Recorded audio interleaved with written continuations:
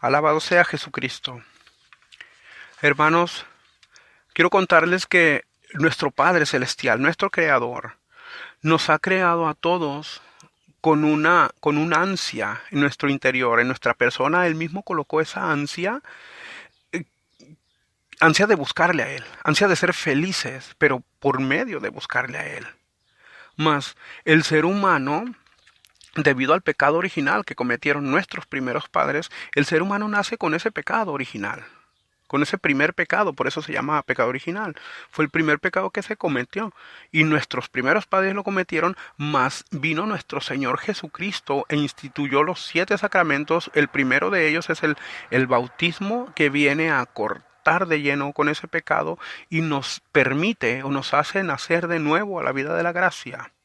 Esa es una verdad innegable, mas desgraciadamente existe más de una verdad innegable. Otra de ellas es el desastre causado por la presencia del pecado en el mundo, por la presencia del pecado en tu persona, la realidad del pecado, la realidad nefasta del pecado en tu persona y en la persona mía, la persona de quien habla. Yo me atrevo a asegurar que muchos de nosotros desconocemos el potencial destructivo tan enorme que el pecado tiene en las sociedades del mundo y en la persona, en nuestra propia persona.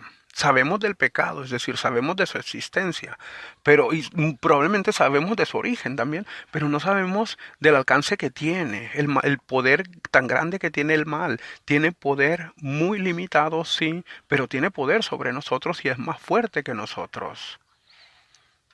¿Cómo ponerlo en perspectiva? ¿Cómo explicarlo de manera más clara y detallada? Voy a intentar de ponerles un ejemplo, pero no es un ejemplo muy bonito que digamos, pero vaya, sirve para ilustrarnos. En las últimas, por allá en los 90, hubo una guerra cruel, como todas las guerras, ¿no? Y feas y malas, como todas las guerras. Una de las potencias, que no nombraré los nombres de los países porque no es algo agradable. Uno de los países fue y atacó pues al otro país, al país enemigo. Lo primero que hizo fue dirigir sus aviones hacia las bases desde donde serían lanzados los misiles de la nación enemiga.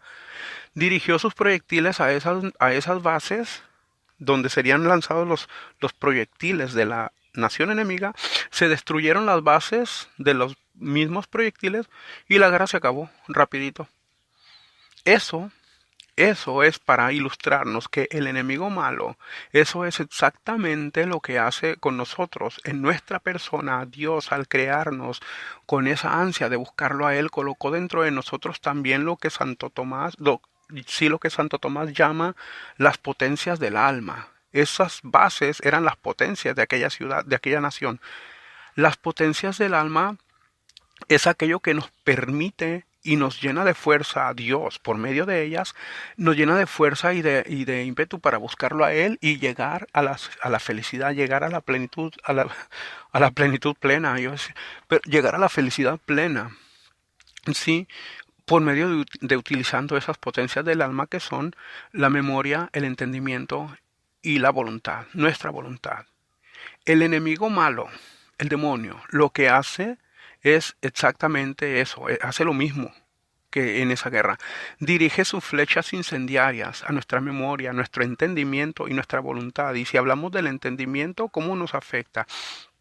Pues nuestro Señor nos habla como el buen pastor, nos habla y nos busca y nos persigue con su misericordia, pero nosotros tenemos el entendimiento como ocupado, como distraído en otras cosas. El enemigo nos pone muchas distracciones por medio de televisión, por medio de internet, por medio de, qué sé yo, de muchas cosas que nos llaman la atención, y nuestro entendimiento no capta la voz de Dios, no capta lo que Dios nos está queriendo decir o de la manera que Dios nos está queriendo llamar a través de nuestros hermanos también. Y, y hacemos caso omiso de ello, entonces caemos en pecado. Es muy fácil caer en pecado cuando está con una mente distraída. Nuestra voluntad. Nuestro Señor nos está llamando a que nuestra voluntad sea hacer la voluntad de Él.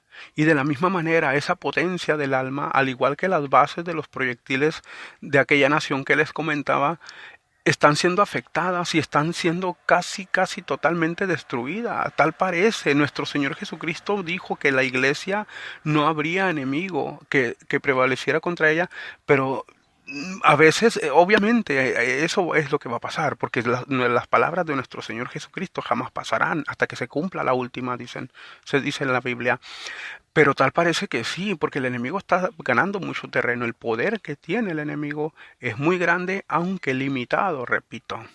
Es muy limitado, pero es muy necesario, es indispensable que nosotros reparemos en el poder destructivo que tiene el pecado en nuestra persona y las cosas nefastas que hace cometer al ser humano.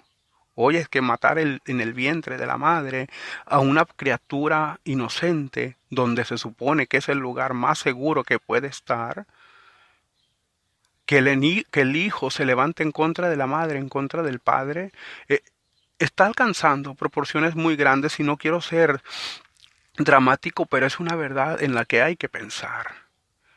Hay que volver a Dios y nadie puede volver al Padre si no es por medio del Hijo.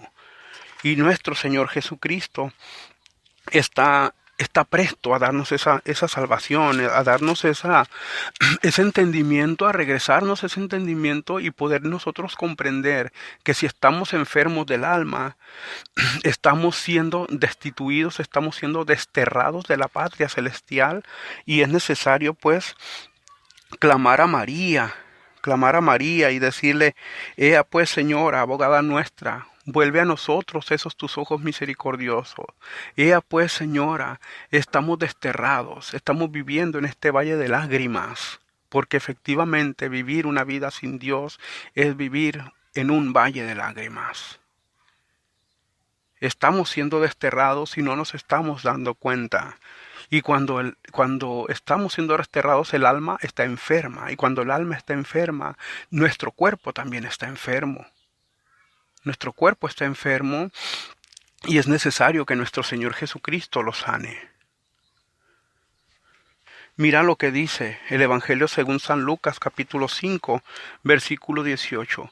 En ese momento llegaron unos hombres que traían a un paralítico en su camilla, querían entrar a la casa para colocar al enfermo delante de Jesús, pero no lo lograron abrirse camino a través de aquel gentío. Entonces subieron al tejado, quitaron tejas y bajaron al enfermo de su camilla, en su camilla, poniéndolo en medio de la gente delante de Jesús. Viendo Jesús la fe de estos hombres, dijo al paralítico, ánimo, amigo, tus pecados quedan perdonados. Palabra del Señor. Gloria a ti, Señor Jesús. Hermanos, tal vez los amigos del paralítico o el mismo paralítico diría, pues si yo lo que quiero es que me sanes de la parálisis, yo lo que quiero es volver a caminar, no que me sanes los pecados. Pero es que el Señor daba más importancia a la parálisis del alma. Él daba más importancia a sanar el alma, sabiendo bien que sanando el alma se sana el cuerpo. Si tenemos un alma enferma, todo nuestro cuerpo, comenzando con nuestros ojos, está enfermo de la misma forma.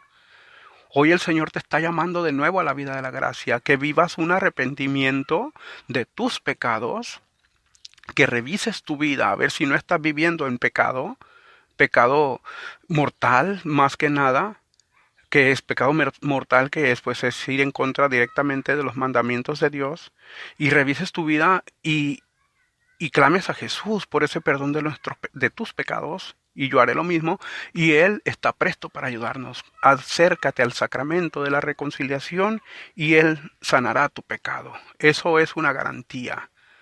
Haz la prueba y verás qué bueno es el Señor. Hermanos, no hagamos caso omiso. Escuchemos la voz de Dios, escuchemos la voz del buen pastor que nos está llamando de nuevo al redil. Paz y bien.